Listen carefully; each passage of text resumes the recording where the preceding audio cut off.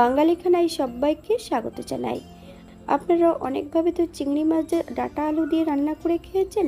একবার আমার মতন করে সহজ পদ্ধতিতে আপনিও শিখে নিতে পারবেন ছোট ছোট টিপস সহ। আজকে আমি এখানে ডাঁটা আলু ঝিঙ্গে দিয়ে রান্না করব, পেঁয়াজ রসুন এবং মশলা ছাড়া।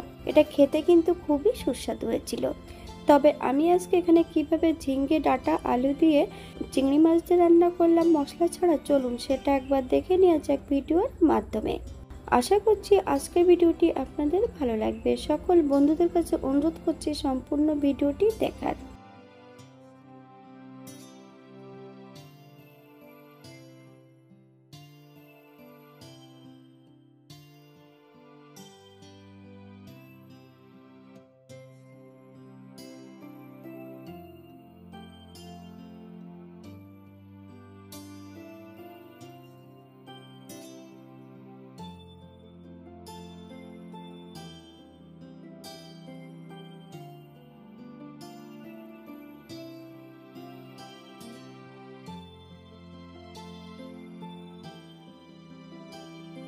আমি আগের থেকে বেশ কিছুটা সবজি কেটে নিয়েছি।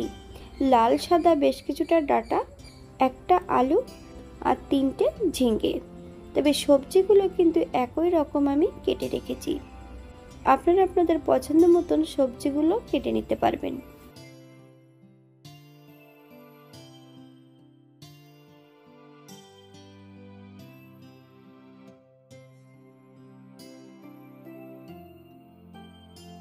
একটা কড়াইতে বেশ কিছুটা সরষের তেল অ্যাড করেছি।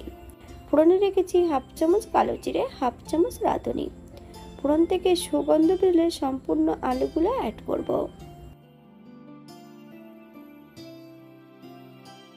হাফ চামচ লবণ, হাফ চামচ হলুদ গুঁড়ো। আলুগুলো বেশ কিছু সময় ভেজে নেব।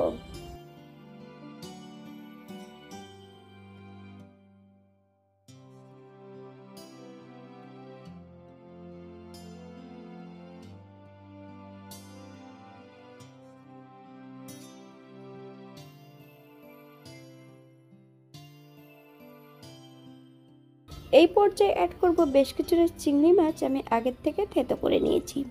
সম্পূর্ণ চিংড়ি মাছটা অ্যাড করতে হবে।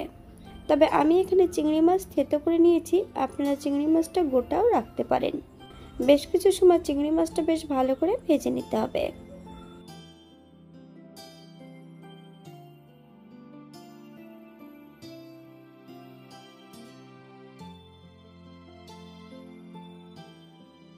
হাই ফ্লেমে বেশ কিছু সময় সবজি দিয়ে মাছগুলো দিয়ে ভালো করে ভেজে নিতে হবে। আপনারা একবার স্ক্রিনের দিকে ফলো করবেন।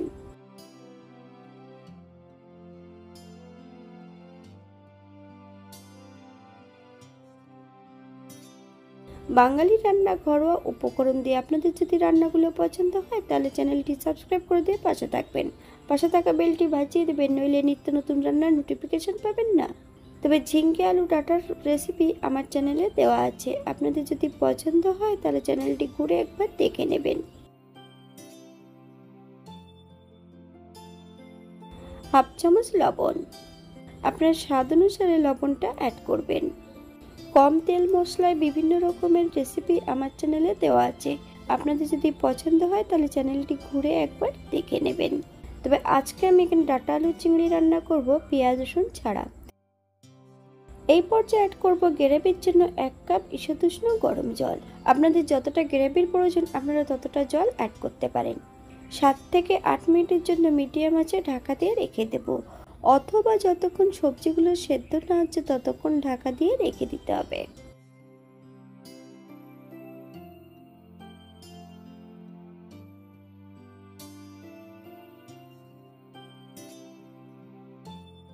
আট মিনিট পর এই পর্যায়ে একবার চেক করে নেব যে সবজিগুলো সেদ্ধ হয়েছে কিনা। 1 চামচ চিনি, আপনারা যদি পছন্দ করেন তাহলে চিনির পরিমাণটা বাড়িয়ে দিতে পারেন।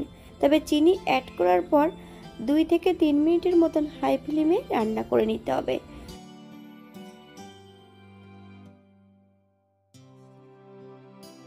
3 মিনিট পর এই পর্যায়ে গ্যাসের ফ্লেমটা অফ করে দেব। 5 মিনিটের জন্য স্ট্যান্ডিং টাইম দেব, তারপর সার্ভ করব। এটা দেখতে যেমন ভারী সুন্দর হচ্ছে, এটা গরম ভাতে খেতে কিন্তু অসম্ভব ভালো। আপনারা বাড়িতে একবার একই পদ্ধতিতে বানিয়ে নেবেন। আপনারা যদি পছন্দ করেন তাহলে পেঁয়াজ, রসুন এবং গুঁড়ো মশলা বা বাটা মশলা অ্যাড করতে পারেন। তবে মশলা ছাড়াই কিন্তু খেতে এটা খুবই সুস্বাদু। একবার না বানালে ঠিক বুঝতে পারবেন না এটা কতটা সুস্বাদু। তবে এই গরমের দিনে এমন হালকা পাতলা রান্না কিন্তু খেতে খুবই ভালো লাগে।